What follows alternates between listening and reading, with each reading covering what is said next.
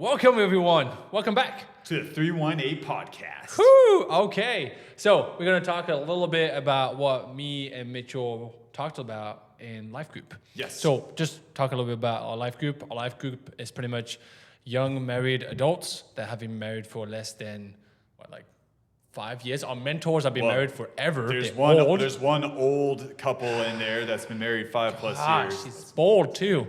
It's okay. I might get bold in the future. Justin's older. Bold's though. and great. Huh? Justin? Justin's older though. No, I'm just kidding. He's old, but he's been married less than I have. That's true. And he's like but he's way older than my, yeah, he's the oldest guy. I'm kidding. So long story short, Justin's also one of the other leaders in our group, and he teaches part-time. So right now it's me, him, Tommy, another guy named Keegan that do a good chunk of the teaching in the group right now.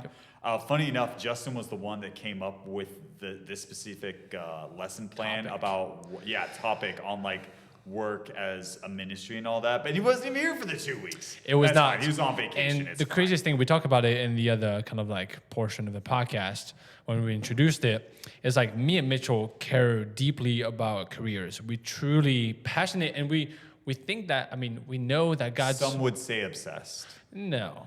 Our wives would say obsessed. Our wives would say obsessed. But anything over 5 hours a day for my wife is obsessed because I'm not spending time with her, which I love her for that. That's great. Yeah. I want to spend the most of my time with her. You want your wife to miss you. That's a good thing. That's a good thing. I miss my wife too. Yeah. But we care about careers. Sure. We care about careers, and we feel like God's blessed us in the areas that we are, and we feel like we can bless people to know and preach and pretty much make disciples out of disciples, disciple people to make them disciples of other people. Which is an interesting point that you say on that, because we're also starting discipleship groups too. Oh, yeah. I have a group of people that are either dads or dads to be, and we're calling ourselves the Dad Bods. Oh, really? Yep. Yeah, that makes sense. Great. Yeah, we're redefining the Dad Bod. That was cute, Tommy. That was cute. Redefine the Dad Bod. That's right. No, and actually, I'm really bad with this, but I have not reached out yet to my D group. Man. But we should meet, and we will meet, and ours will be the coolest in the block. We'll be the cool kids. You'll be not the cool kids. Wait, who do you got? You got Jake, which is already Jake's a boss. Jake is a boss. Yes, he is. Then I got Michael. Then I'm hoping Sam comes. And then Samuel, if you remember. I don't remember Samuel. He's the guy who was in tech. No, was he in tech? The guy that you brought in. Yeah, he's in marketing. Marketing. No, the guy that you brought in that one day. Yeah. Okay. So I'll bring him in, and hopefully Sam. Sam, if you're looking at this, come to my D group. If not, I will find you, and I'll bring you to my D group. Involuntarily. That's not a threat. That's a promise. That is a threat. That is a threat. It's a threat too. I'll take you from Katie. No, actually that'd be a stat group. Just Jake and Michael by itself. Dude, it's gonna be awesome. Michael's freaking awesome. They both care about cars. I love cars. Yep. So it's gonna be awesome. So we got to stay in topic. Jake is probably the king of conspiracy theories. He knows every conspiracy theory in the world. Does he really? Yeah. Every time we talk about conspiracy theories, he's the king of it. He knows every single one of them. I don't think I've delved down that rabbit hole with him long and far enough. I'm gonna have to ask him. I'll bring up Sasquatch next time. Yeah. Jake, if you're seeing this, I expect to see you in Sunday school in our life group this weekend.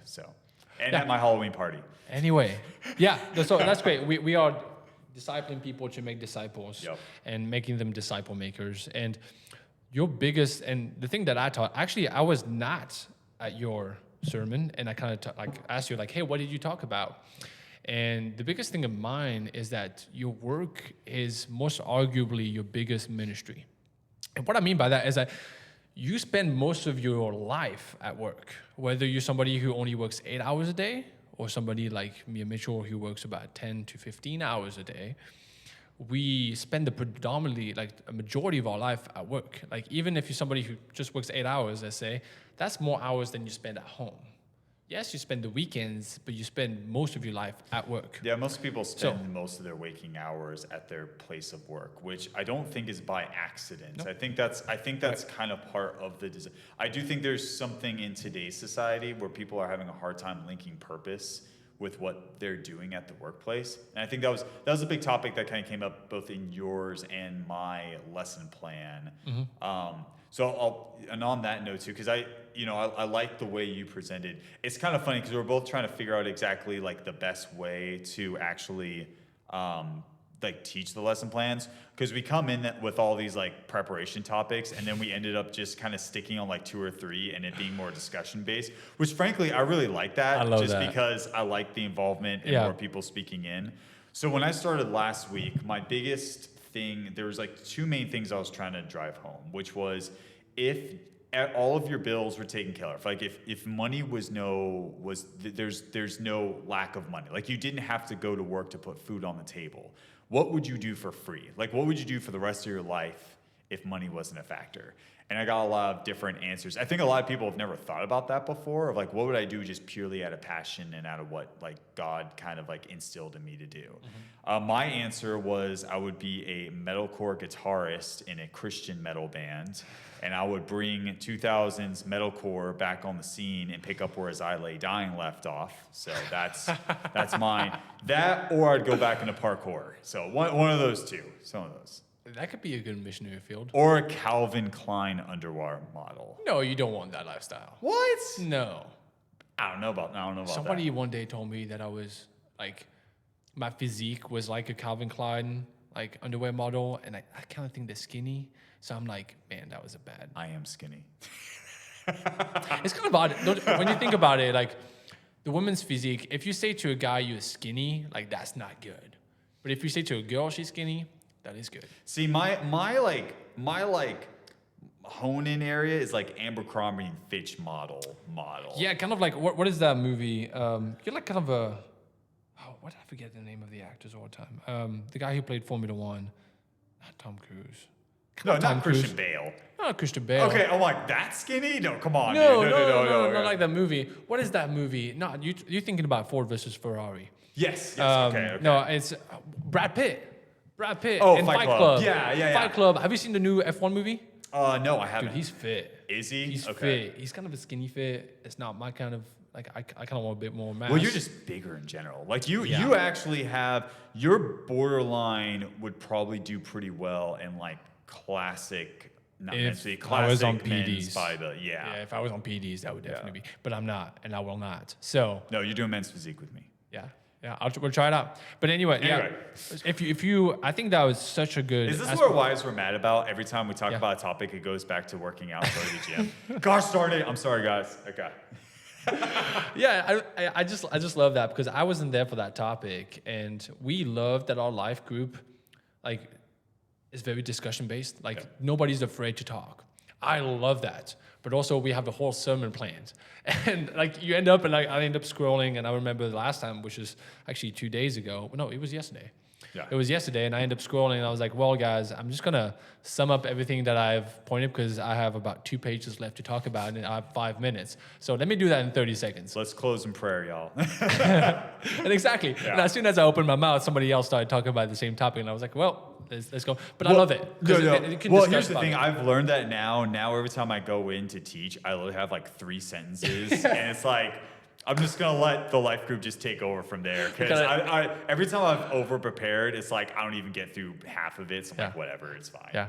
But I just love that thing that you talked about whenever you were in life group, which was if money was not an issue, which truly is, like here in a first country, like in a country like America or a country like Europe, that's not a country, that's a continent. But if a country like France, I'm going to say if it's like England or all those countries. You just angered our European audience. I am European. Yeah, I want to say. Our one European viewer who is also the co-host. I hope my wife is not watching that, but she did say one time at a trivia that Europe was a country, which, I mean, I hope she doesn't watch that because like now she's got it ingrained in my mind of like every time that answer is, I made fun of her for a good amount of time, and she got mad at me for a good amount of time. And now you made the same mistake. And now I made the same mistake, but I recovered pretty fast. So that's all good. Enough, but anyway, like a country like, who is a first world country like us in US? Like every discipline that you want to be in, it could be profitable. You could make money. You could make good money in everything here in the US. Like, of course, staying near ethics, part of it. But like, whether it's like somebody who's passionate about cooking, you can make a really good living being a chef. You can open up your own restaurant. If you're somebody like me who loves working out, who spent his entire life to learn about how to work out effectively and how to make the best out of your performance in terms of your physique, and in terms of your nutrition, all those things, which are like I did my whole life, and I could make money out of that. Which I feel like you're one of the few people in our group or in my sphere of influence where you may do what you're already doing now for free. Like if I gave you like $10 million today, I feel like you would still be personal training because it's fun. And I tell that to most of the people we sell is like, hey, listen, like I can go into another sales job because I love sales. I truly have a passion for sales, and I'm decently good at it. But also, it's like I love health and fitness so much. And also, it's been such an important part of my life, an important part of my faith. God has really been present in aspects of my like athletic career in terms of whether it's my powerlifting career, which is also athletic, but in terms of like building a gym and all the different aspects of being in health and fitness, being a trainer, all the things, helping people, that I want to bring that blessing to other people. But also, it's another part of like out of the business side on the back end of it. So I would do the same thing. I would. Because I'm really passionate about it. You, a little bit less. It's a little bit less, but still pretty ballpark close. Like one thing I do like about the medical space is in the same way that you're very much into like optimizing like human performance. I feel the same way. Sleep apnea treatment's obviously different than, gym performance, but it's still kind of in the vein. There's also that, and then there's also like the GLP-1 stuff that, I was involved with for a while, which, there's elements of all that have to deal with like human health and optimization. I do like that. I do like the fact that I'm still working in the medical space and I get to sell in a competitive capacity. I do like winning. It's kind of funny. I told my wife, I'm like, I wouldn't really care if I was selling Post-it notes. I like just winning in general, and sales kind of provides that outlet for like, you know your left and right limits, and now it's a competition against the other reps. We talked about it before too. A big part of sales is that it's all commission based. So you kind of own your business within the business. Like sometimes you own your business, but it's like how much money you make is how much effort you put in. It's directly correlated. Sales is like the closest thing you can be to an entrepreneur without actually being an entrepreneur. Yeah, without taking a risk. Yeah, because I would say if you're someone that like is thinking about getting into entrepreneurship, starting off in a sales role, because if you hate sales, you're probably not going to love entrepreneurship, just because that's going to be at some point in the process, you're going to have to sell your product. It doesn't matter how great it is. Yeah. Sales is like, I think I love this. It's like a guy who goes on the streets. I forgot his name, but he's got this Instagram channel called the School of Hard Knocks. You've probably heard about him. And he goes towards somebody. I think it's a guy who did this beer company. The bald guy. The guy who does the videos, he's not bald, but he interviews this guy who does this beer company. He's like, he's working on buying computers and all those things. He was like, dude, all the businesses that I've seen that have been bankrupt and have closed down all had computers. But you know what they didn't have? Sales. At the end of the day, there's not a business that went bankrupt or went out of business because they had too many sales. That doesn't happen, right? Yeah. And at the end of the day, if you want a business that is successful, you have to have sales. At the end of the day, if you want to feed your family, you got to have sales.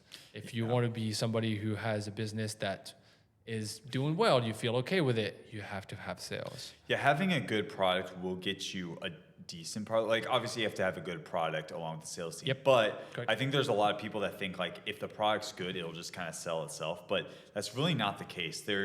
One person kind of told me, like, one way I think about sales, it's enabling people to make a decision. And so when you're presenting the options to them and explaining the pros and cons, the ideal sales role is where you're enabling people to make a decision that's in their best interest. Because frankly, like for the gym, for example, it's in their best interest that they get in like the best shape that they can for their lives or whatever. But I feel like a lot of people in your line of work, either they don't believe that they can do it, they're a little skeptical that you're the guy that's going to be able to bring them results. Yep. They're skeptical even like if the results are even worth the money that you're putting down. And it's your job to kind of convince them, not just convince them, but you're enabling them to make a decision that you know is in their best interest. And I think a lot of people that are scared about, because we have a lot of trainers and you'll see a lot of very high qualified trainers that do a really good job, but are scared of the sales process when you're asking for people for money in terms of your service. Like they love having the money, but they have a hard time asking for the money. It's like, hey, at the end of the day, bring your value to that individual, show that individual how you can bring that value to it. And if it's undeniable that your value is going to make an impact to their life, that sale is closed. Ask for the money and you're done. But the hard part is asking for the money. You bring your value, they can see your value, you've made a plan for them, they understand the plan, they want the plan, ask for the money, done. Yeah. That's it. No, and I think it's definitely requires confidence in what you're trying to present. Like case study, in my point. I pay way too much for my lifetime membership, but the value was just. And I use it. Yeah, I bring you over every so often. But the thing that frustrates me about it is like I almost like. A part of me is like, I feel like I'm paying too much money for this thing. But there's such a value sell in what is just things I like about it. It's just, it's weird what people, it's not weird what people are willing to pay. People are willing to part money with something that brings them some genuine value. And for everybody, it's a slightly different thing. I know for some people, it's like going out to eat. For some people, it's a nice car. For some people, for my wife, it's redoing the house with another renovation project again. I know. Oh no, we're already in the middle of it. You are? What is it? Our powder bath and our master bedroom. Dude, our master bathroom.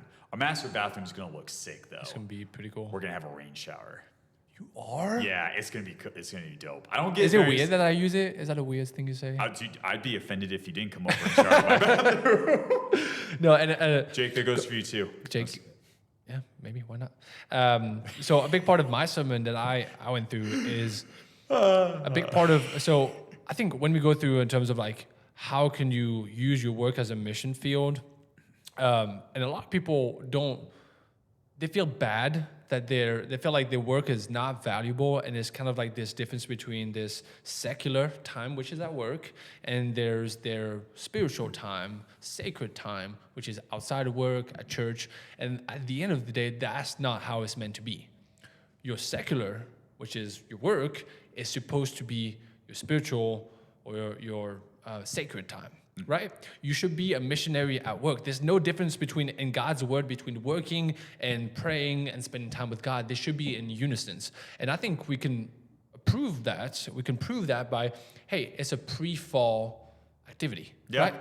Very Adam true. worked like in the fields, which is work, and he did that before the fall. It's something that is part of God's design. It's not something that we are sinful people, so we do no matter what. Yeah. It's like, no, this is something that happens before, and it's also something that we're going to happen in the New Jerusalem. That's a great point because it was the first command God gave Adam before he told him about don't eat of the tree, before he told him to literally do anything. He said, you will work the garden that I put you in. Mm-hmm. And I love to think, I like to speculate a little bit, like if Adam and Eve hadn't sinned and we were allowed to work in the capacity that God wanted us to do in the Garden of Eden, what kind of things we would have been able to accomplish. Like if you can imagine living forever in the presence of God with like in your prime body and prime mind, like what you would be able to accomplish in your lifetime would be immense. And I think it's cool at the end of the day when we are resurrected, because when we're resurrected, we're not going to be hanging out in the cloud playing harps and singing worship songs. Although we will be singing hymns. We will be singing hymns, but actually, I think maybe. Probably read about that. But I think we will continue doing work. I think we'll have cell phones and laptops in the new heaven and new earth. I think we'll colonize Mars. If Elon Musk manages to find salvation, I fully am confident that the first thing he'll do in the new heaven and new earth will be colonizing Mars. So you hear that, Elon? That's my pitch to you for salvation. You'll get to colonize Mars in your next life if you don't accomplish it in this one. I think we got off track. but in all seriousness, though, I don't if you're gonna live forever and maybe it might not be colonization, but think of what you'll be able to do, with music, with the arts, with travel, yeah, it's part of God's design. And at the end of the day, your time at work should be a sacred time. This is we said, you spend the most amount of time at work. Use that as an opportunity for everybody around you to use that as a ministry. People, like I said, they feel bad. They're like, oh man, I'm not doing mission work. My job is not as important as a pastor or as a missionary. you have an opportunity. I bet there's somebody at your job. I bet there's somebody at the job of somebody in the camera right now that is not a Christian. If you work even in a, let's say, a Christian organization, there's going to be somebody that's struggling with a relationship with God, or you have an opportunity to send the word of God outward, because it's probably why it's a mission, a Christian organization. But you have an opportunity through your job to bless somebody to know the gospel. And a lot of times it could be through presenting the gospel, but it could also be through your actions. And something that I said, and you can talk a little bit about it, it's really, I said working with excellence. What does that mean? Well, it's interesting you're talking about that of your work as a mission field, because my pastor in a church when I was like younger, when I was a teenager, I was talking with him a little bit about, because he was sharing the gospel with someone at like a restaurant once.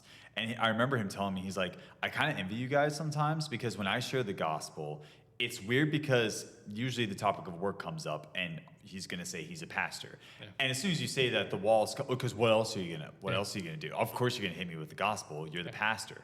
But if you're someone that's working, alongside somebody else, and you're known to be a guy of high integrity with good work ethic, and you're a good guy at work, people know you as like a total human being and not just like a caricature of like what people think Christians are. And so I think it gives us a unique opportunity to be able to share the gospel with them in a bit more of a disarmed state than necessarily someone that's presenting the gospel from a ministry aspect. If you're a missionary going to another country, people expect you to share the gospel. Yeah. If you're a pastor, obviously that's going to be the main thing people expect you to talk about. Yeah. But if you're just regular Joe Schmo, personal trainer, sales, construction worker, what have you, you already kind of have an in and a bit of trust. But again, there's that trust element, because if you're one of those people like, oh man, I can't believe I have to work with this guy again. Obviously your work ethic, your witness is not going to be very impactful. Mm-hmm. But if you're somebody that people like to work with and you produce good work, it's going to give you that ability to talk to them a lot more naturally, confidently. Yeah. And I talked about the scriptures. I forget exactly what it's at. I don't have my pad with me. And it talks about people who follow God's word will be elevated to speaking with kings. And a lot of times you'll see those people who work with excellence and put the obedience of God first. They'll be elevated to positions where they have some sort of authority, or people will look up to them. And then you got that magnitude effect that people are looking at your actions like a, what do you call that again? Microscope? They're looking at your actions on the telescope, microscope, whatever it is, under something that you're going to be more like it was under focused microscope. on. You're right, yes. It's a microscope? Okay. You're going to be somebody that they're going to look more in detail about the way you act, the way you do stuff, the way you do operations. Do you cut corners or do you not? Are you somebody who's producing? Are you somebody who's giving the most amount of effort? Or are you somebody who's going to be the most amount of time in the break room, right? What are your actions day by day? And you are to be excellent in everything that you do. You got to do your best in what you do. And a lot of times God will bring you those opportunities, and God really wants you to do your best in life, right? I don't think God wants to hurt us in our careers. He really wants to bless us. It doesn't mean that we automatically are going to be blessed with a ton of money. This is not a prosperity gospel. Oh, man. Yeah. No, I'm just kidding. But in some sense that God is going to equip you for the battle that you're facing right now. And in that aspect, you got to work, you got to give it your best, right? And you have that much more of a testimony, and people are going to look up to you when you're elevated to that position, that they're going to be like, oh, that guy's a believer. Maybe there's something to it. Maybe I should look into it. And like, you're true, like when you see that also as salesmen, like when they do door-to-door knocking, and I think Jeremiah, who's a sales kind of like trainer, he goes like, hey, I'm this from X and Y company, their wall comes up, right? Because they think you're going to sell them. They have that negative connotation of a salesman. Which I will. Yeah, which you will. Which have that negative thing. But he says like, hey, instead of doing that, why don't you just like try to talk about them, right? Try to talk something that relates both of you, right? And even in Atomic Habit, it talks about this. People, they took two different populations, people who would sell by presenting the facts about the car and every single thing about it, or people who had something that was related to them. Talk about the dogs, talk about, oh, I have this same scarf at home, whatever it is, you know what I mean?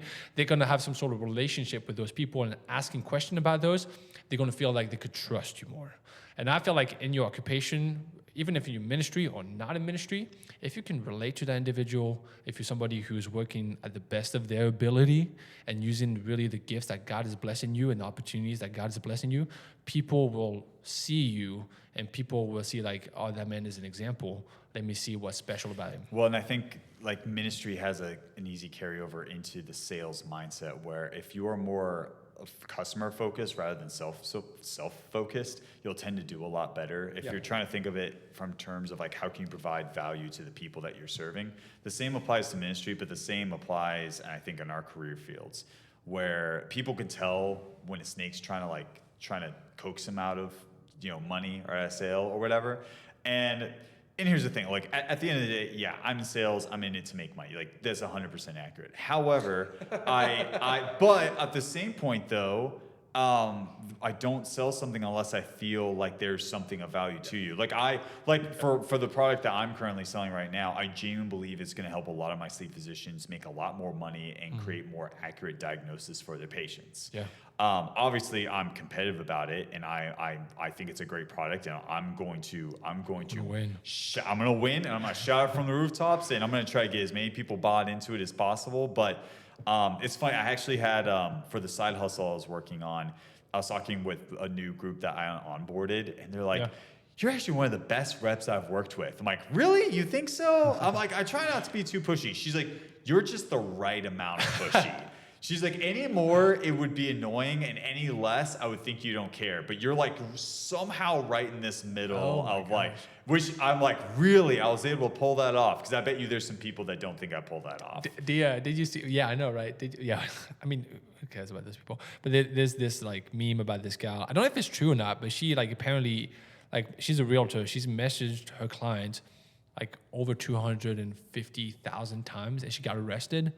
Oh my gosh. And in all the comments is like, always be closing, like always be closing. Yeah, that would definitely be probably on the overside. Yeah, that might be a little much. Well, it kind of depends. Like one reason I talked with them a lot was because at the same point, my point of conversation with them was not always just a selling activity, but it was like also trying to help them solve a problem too, where they're asking me questions like, hey, can we do this? Oh, let me try to find the answer for you. And that's the kind of selling relationships I like to be in, where I'm providing some sort of value to you outside of just like the straight A to B sales element. But I love that. Anyway, something I'm trying to recollect about all the things we talked about. Working with excellence, worshiping in your job. Don't worship your job. I think that's also an important thing. Is Sabbath is also a command of God. It's not something you say like, we can implement that maybe in the future in my life when I'm older in my 50s. No, that's not what it means. You are to have some sort of Sabbath, which is not just rest. If in your Sabbath and you call it a Sabbath, it's just a time that you could be lazy, that is not Sabbath. That is laziness. Sabbath is a recognition and reminding of stopping of work and reminding who God is. If during that Sabbath you're watching TV or you're doing just mindfulness things and you're just using this as an opportunity to be lazy, that is not Sabbath. You got to remind and recollect who God is. That is through prayer. That could be through reading the scriptures. But if you're just like using that as an opportunity just to be lazy, that is not Sabbath. Yeah, I think people know that. There's a kind of refresh. It's interesting. As I've gotten older, I've been trying to be more mindful on what like refreshes my mindset to get me ready to go back into the work week. And, I think most people think like, hey, if I'll just sit down in front of the TV and play video games for 3 hours just to kind of unload. And to an extent, I think it's nice to sit down and relax. Like there definitely should be a relaxing element to it. But at the end of the day, if I played like video games for 3 hours, I don't necessarily feel refreshed. I feel like I like wasted a bunch of the day away. Do that and a bunch of movies and everything else. And I'm like, well, crap, I still gotta work tomorrow. And so I've had to think about things that refresh me. First off, going to church to an extent helps out with that. Mm-hmm. Seeing friends, hanging out with friends, getting to know people, and investing in relationships, hanging out with my wife, playing with myself. There's things that I do that refresh me, along with watching a movie with my wife in the evening or something like that. But it kind of goes to this mindset where I think a lot of people think like with retirement, for instance, I'm going to work like a dog, and then I'm going to hit that age, I'm going to retire, and I'm not going to do anything but lounge on the beach for like the rest of my years until I die. And the single overwhelming fact I hear from a lot of people that have reached that point is like, that's not a very fulfilling lifestyle. Like what you should be doing is, okay, you don't necessarily have to work for money right now. Now you're free to kind of do more purpose-filled work. We're doing something that fulfills you. But I think that's a good lesson to kind of bring forward a little bit too, which is, well, why not start doing some of that now? Yeah. Like try, if you can. Not everyone is, there's some people out here that they're working 2 or 3 jobs that they hate because they got to get up on their feet and be financially stable. Got it, totally fine. But it should be something you're working towards at some point where like, I want to try to work towards doing something that like I would do even if I wasn't getting paid a ton of money for it. Yeah. Still advocate for yourself and get paid for it. Yeah, you have such an opportunity in what you're doing. You have such an opportunity of like being a testament of like who God is. Yeah, and I think as we coil this back in, or like, I don't know how you say that, coil this back in and finish this up. Sure. I think what we're trying to challenge people is your work is a ministry. We said it so many times, but it really is. Like you are to work with excellence. If you're somebody who's given 50% in their job, I don't believe you're glorifying God through your work. I think you're missing on an opportunity. You're missing an opportunity to really bless people.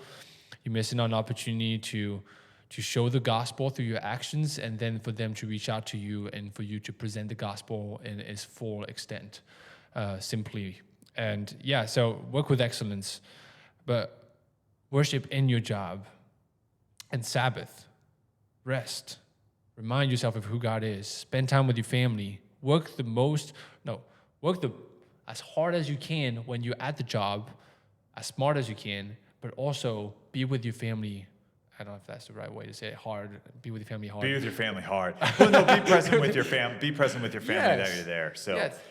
Be your ministry and your family. Be your I ministry. think there's and your also job. a lot of people where like their work does become their identity, and their mind's still in it even when they're out of the house. And I'm super guilty of this as well. And that's actually, me and my wife kind of came up with a strategy of like, we have days and times that we have specifically set aside that I'm like, hey, at this time every day, like work is done. I'm going to get it finished off. And then we're either having like a date night or going to Bible study or having our own time. But anyway. Yeah. Next, and I just want to add one more thing. My business / faith mentor, he challenged me at the thing, because I struggle with the same thing. Sometimes I would go home and I would think about work so much and it stressed me out. It would, and it would put a little bit of a coil on our marriage. Not that it would go bad, but in some sense that it would become the topic, and that's not how it's meant to be. I'm meant to be really focused.